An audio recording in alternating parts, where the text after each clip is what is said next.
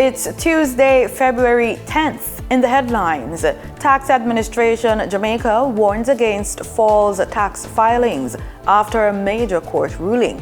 In business news, Jamaica Manufacturers and Exporters Association restarts Buy Jamaica campaign.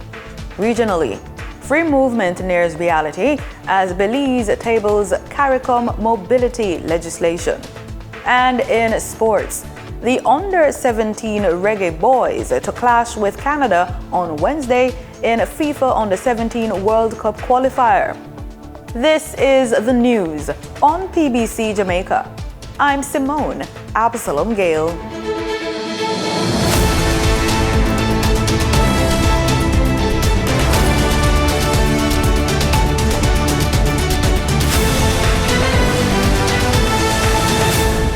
Tax Administration Jamaica is warning businesses and individuals to file honest and accurate income tax returns following a major court ruling involving several used car dealers. TAJ says 11 companies were successfully prosecuted after falsely filing nil or $0 income tax returns over multiple years, despite actively importing and selling motor vehicles. Investigations revealed that between 2020 and 2023, the companies imported hundreds of vehicles but reported no income in their tax filings. The matters were heard in parish courts across Kingston and St. Andrew, Manchester, Clarendon, St. Catherine, and St. Mary, stemming from probes by TAJ's Intelligence Investigation and Enforcement Unit. 11 companies pleaded guilty and were fined a combined $12.25 million. TAJ says deliberately misrepresenting income is a serious offense under the Income Tax Act and can lead to hefty fines or imprisonment. With the filing deadline approaching, taxpayers are being urged to submit accurate returns and correct any past errors, as non-compliance could result in penalties and prosecution. Assistance is available through TAJ's customer service channels. Theft and vandalism of the country's utility supplies like water costs Jamaica over $300 million annually. Revenue Manager at the National Water Commission, Raymond Nesbeth, says water illegally diverted can become contaminated and end up in your supply. Let's hear more in the second part of this feature on water theft from JIS. So they take it, store it at one point, and it can also return to the system and supply to somebody else. So they can now have a contaminated source, and it comes back from the contaminated source into the system and causes danger to persons below that point of the connection. Creating a health risk for all while taking water from health facilities, which only compounds an already serious matter. As you can see, it's expanding foam. It comes in a bottle, they bore the line, spray it into the line, and expands and fill the space. This restricts the flow of water in the line, so persons who are supposed to get this commodity, or good paying customers, don't get a drip of water when this one expands and blocks the line. The length that people go to obtain illegal connections is sometimes extreme. During these excessive moments, pipes are cut, drilled, or punctured without engineering standards. Water flows unmetered and uncontrolled. System pressure drops downstream. Leaks develop around illegal fittings. Dirt or wastewater can be drawn into pipes during low pressure, and burst mains become more likely. And so communities may experience reduced supply, intermittent service, and no water during peak hours. I'll make mention of our system up in Malvern. Because of the high pressure in the line in Malvern, they will take away the current, make the electricity go away as well to get it. And then now when the current is restored, they will have the water. By doing that, it affects the entire Malvern community. And we have to do constant removal of these illegal connections to make sure that the community is provided and serve the community as it is intended to do so. Getting rid of illegal connections is a battle that the NWC continues to fight. But in doing so, the Commission also has the task of making sure that legitimate customers are not affected. We have to conduct operations like these, and the end result is improve water pressure to the area, improve flow. Persons who aren't getting the commodity receive the commodity as they should, and our system operates at its optimal and to its full capacity. Every illegal connection affects more than one household. It impacts entire communities, national water security, and public health. By having legal connections, Jamaicans will have guaranteed water quality, water that is delivered through approved materials and monitored systems, and thus a better experience for all. And the NWC is committed to making this happen. We are more than happy to accommodate those who come to the office willing to have their service regularized. We do whatever it takes to make sure that we meet them pathway to restore good service to their community and to their homes. Please feel free to come to the NWC, talk to us. We always have a program that we can fit you and make sure that you benefit from one way or the other. An earthquake shook Jamaica's eastern parishes early Tuesday morning. According to the earthquake unit at the University of the West Indies, the 5.6 magnitude quake was felt about 3:18 a.m. The epicenter was located 80 kilometers east of Montreal, Portland. It had a focal depth of 10 kilometers. The Heart Foundation of Jamaica is urging Jamaicans to learn the warning signs of a heart attack and understand their personal risk factors as the country observes Heart Month. Health experts say greater awareness and early medical care could save lives. Speaking at a JIS think tank, consultant cardiologist and Heart Foundation chairman Dr. Andreen Chung said many Jamaicans misunderstand what a heart attack is. In this Living Healthy report, we learn how to recognize a heart attack.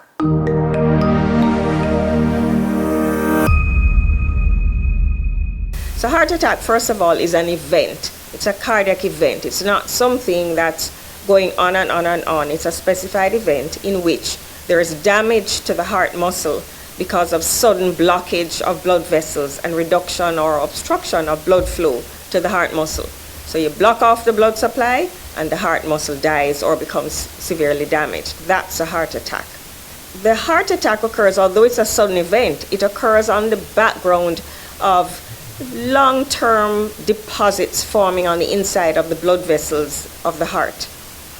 So how do you know you're having a heart attack? What are the symptoms and signs? Well, the most consistently reported sign or symptom of a heart attack is chest pain. And although you will hear that sometimes you don't get chest pain when you have a heart attack and women may not get chest pain, the point of the matter is in men and women, the most common symptom of a heart attack is chest pain.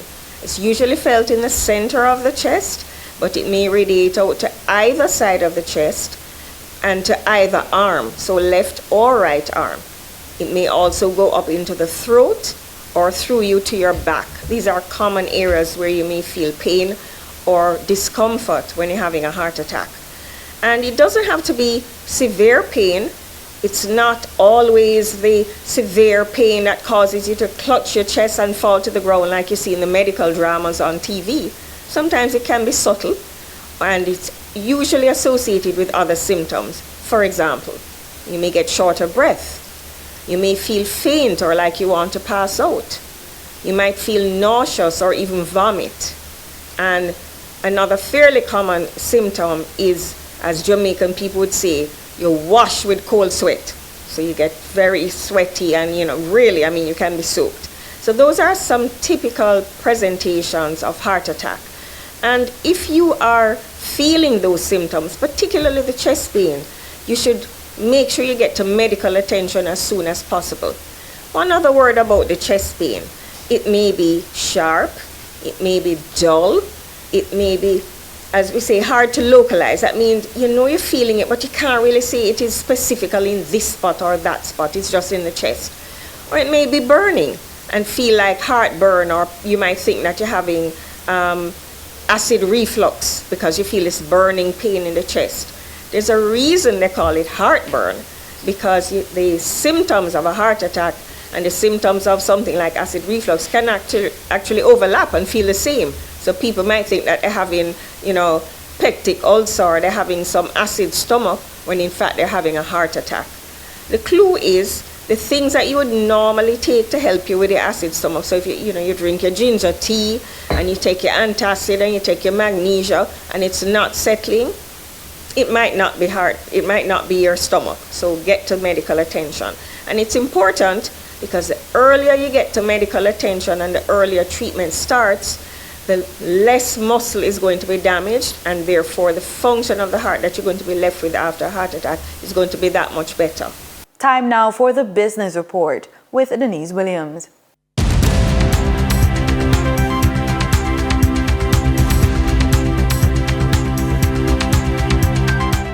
Welcome to today's Business Report. I'm Denise Williams, bringing you the developments shaping markets, capital access, and business decision-making across Jamaica and the region. Let's get into the stories that matter. The Jamaica Manufacturers and Exporters Association, JMEA, has relaunched its Buy Jamaican campaign in a bid to strengthen the manufacturing sector.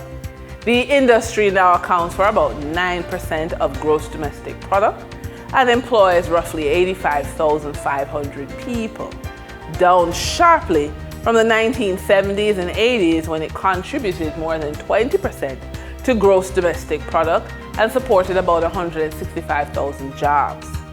The campaign launched last Friday by JMEA Vice President Cecil Foster will highlight manufacturing's role in economic growth, job creation, and long-term resilience.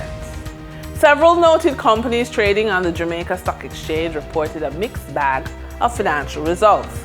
First, the directors of Image Plus Consultants, which trades as Apex Radiology, are reporting a 62% tumble in its profits to $16.2 million on revenues of $277.2 million during the quarter, which ended on November 30. Next, Paramount Trading Company is reporting a sharp improvement in earnings for the second quarter of its 2025 to 2026 financial year. The company posted net profit of $41.9 million on revenue of $385.7 million and other operating income of $36.8 million. From there, AMG Packaging and Paper Company Limited is reporting net profit of $16.6 million for the 3 months ending November 30, 2025. The company recorded revenues of $223.7 million, gross profit of $78 million, and operating profit of $18.9 million. That said, R.A. Williams is reporting a 32% jump in revenues for the second quarter of the 2025-2026 financial year, climbing to $484.9 million. Despite the revenue growth, R.A. Williams recorded an operating loss of $7.4 million. This compares with an operating profit of just over $5 million a year ago. The management says the loss reflects higher investment in infrastructure, brand visibility, and sales support as part of a strategy to strengthen long-term capacity.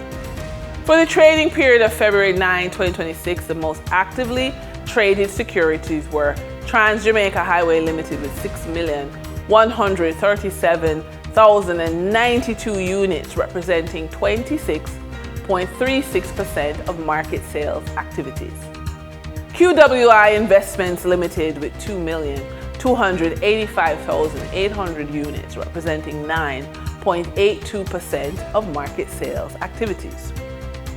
Kentire Holdings Jamaica Limited with 2,129,062 units, representing 9.14% of market sales activities. Investor activity remained concentrated in transportation, investment management, and advertising plays signaling continued interest in dividend-producing and strategic assets. Turning to the foreign exchange market based on Bank of Jamaica data for February 9, 2026, Forex traders recorded significant activity with strong demand across major currencies. US dollar trading margins reflected steady liquidity, with the US selling at $156.95 and buying at $155.30. For the Canadian dollar, moderate gains supported by 94-cent transaction spreads.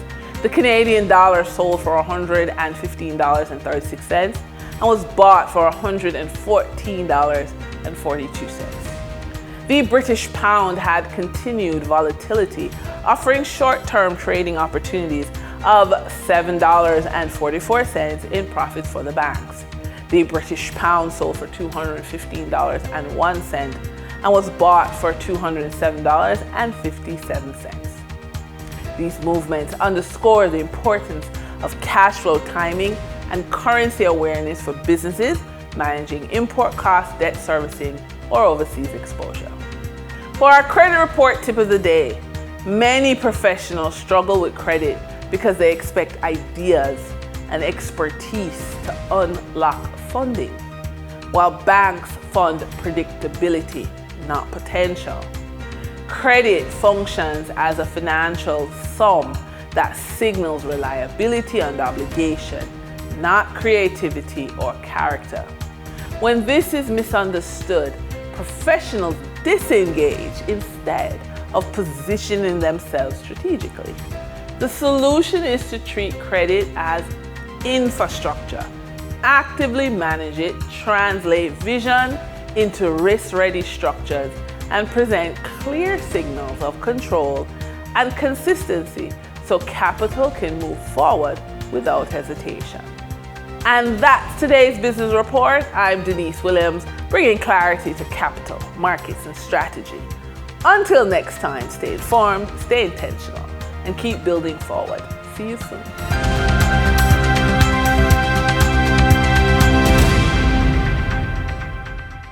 In regional news, Prime Minister Gaston Brown says the relationship between Antigua and Barbuda and the People's Republic of China is grounded in mutual respect and should serve as a model for other global powers. He argued that China has not sought to intimidate the Twin Island nation, unlike what he described as the approach of some other countries. The Prime Minister was speaking at the Spring Festival celebration at the Chinese Embassy on Sunday, marking the Year of the Horse. Garfield Burford reports. Prime Minister Honorable Gaston Brown addressing a momentous occasion at the Chinese Embassy on Sunday. I'm delighted to share in this celebration of the Chinese New Year, the Spring Festival, which is one of the most significant occasions in China. He again made it clear the People's Republic of China has been an important and reliable development partner of Antigua and Barbuda. Without the contributions of the People's Republic of China, our social and economic standing would have been significantly different. And I believe that we owe the PRC a debt of gratitude for the investments that they have made in this country during the last several decades. The celebration of the Chinese New Year is taking place at a time of continued geopolitical shifts as the United States flexes its military muscle in the Americas, with small states forced to adjust to an emerging new order. The Prime Minister didn't shy away from the geopolitical developments and the impact on small island developing states. He says China and Antigua and Barbuda are showing how a large, powerful country and a small, powerless one can cooperate. China is not intimidating us. China has never made any demand of Antigua and Barbuda to do anything that is not in the best interests of the people of Antigua and Barbuda. China remains very respectful of Antigua and Barbuda as a sovereign country, notwithstanding the asymmetry in size. And I think that this is a good example for developed countries, including the United States, as to how they treat with small, vulnerable countries.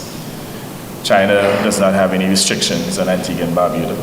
Not even visa restrictions. In fact, we now have visa-free access into China. China does not have any sanctions in Antigua and Barbuda. And I think this is precisely how small and large should cooperate.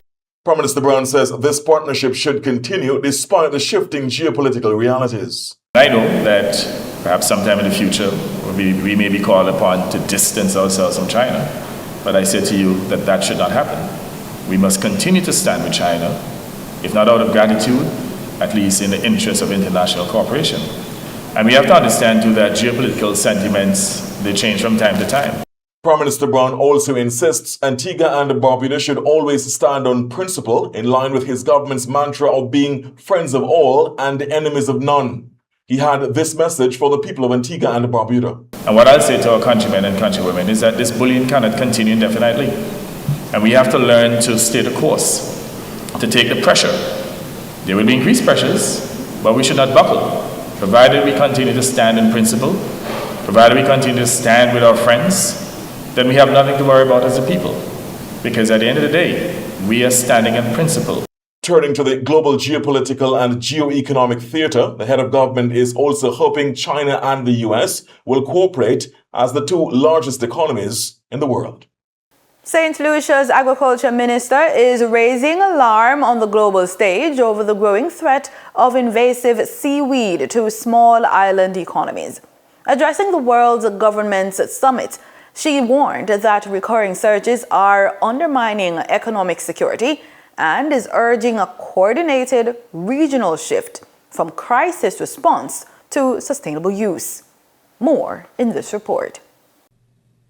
In a room filled with global leaders and tech innovators in Dubai, Lisa Jawahir stood as a representative of the front line. Only months into her tenure as St. Lucia's first female minister in this portfolio, she finds herself navigating a complex intersection where climate change meets food security and the survival of the island's nearly $1.5 billion tourism industry. The culprit, Sargassum, a sprawling brown mass of seaweed that has become a recurring nightmare for Caribbean coastlines. Minister Jawahir argued that this isn't just a nuisance for swimmers.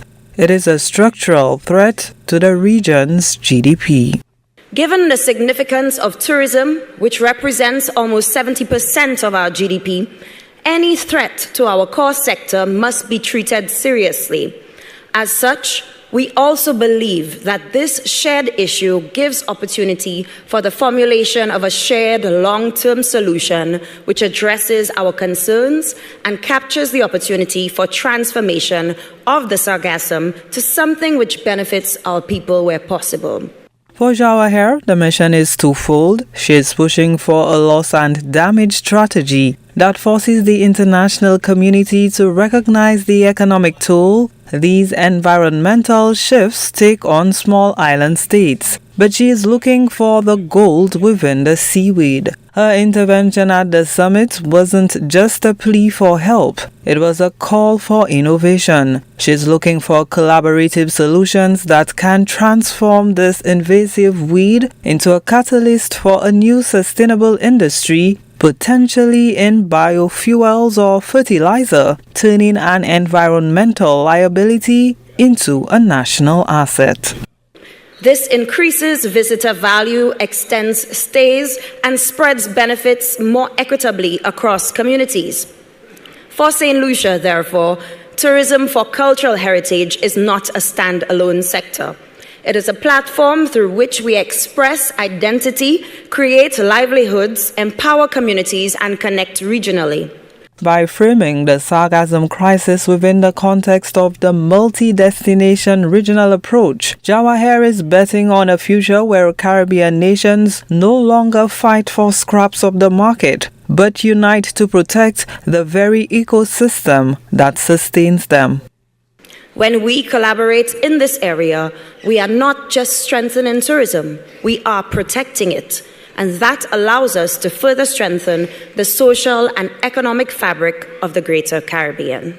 As she returns from Dubai to the Agriculture Ministry, the challenge remains moving from the high-level dialogue of a global summit to the practical, gritty reality of the beaches back home. Gina Filippi, Belize is moving to formalize Caricom free movement arrangements, with Foreign Affairs and Foreign Trade Minister Francis Fonseca recently piloting the Caribbean Community Free Movement and Contingent Rights Bill 2026 in the House of Representatives. Fonseca says the legislation will give legal effect to regional decisions allowing nationals of participating member states to enter and remain freely in Belize, while establishing the framework to govern their rights and obligations under the initiative. This bill provides a clear legal framework within which Belize will continue to manage the entry, stay, and participation of Caricom nationals. It offers clarity for Belizeans, certainty for institutions, and consistency in the administration of free movement, formalizing arrangements that were already operational but not yet codified in law. This bill is the culmination of a regional decision taken at the 49th meeting of the Conference of Heads of Government of Caricom in July last year. Official reporting shows that 83 Caricom nationals have entered under the free movement framework. These entrants have primarily been business persons, professionals, athletes, and short-term visitors. Of these, only two persons are currently residing in Belize under indefinite stay, demonstrating that the regime operates as intended without placing pressure on public services or public order.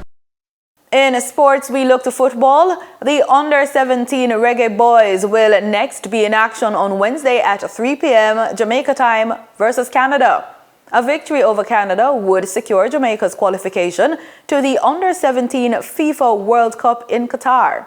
Jamaica leads Group G with 6 points, the same as Canada, but with a far better goal difference. Jamaica defeated Aruba 3-0 and the Cayman Islands 12-0, while Canada beat the Cayman Islands 3-0 and Aruba 5-1. We move now to cricket. West Indies all-rounder Jason Holder has etched his name in cricket history. The Barbadian became the first West Indies bowler to claim 100 wickets in all 3 formats of the game, reaching the milestone during the team's opening victory over Scotland at the ICC Men's T20 World Cup. And that's the news on PBCJ. Thanks for watching.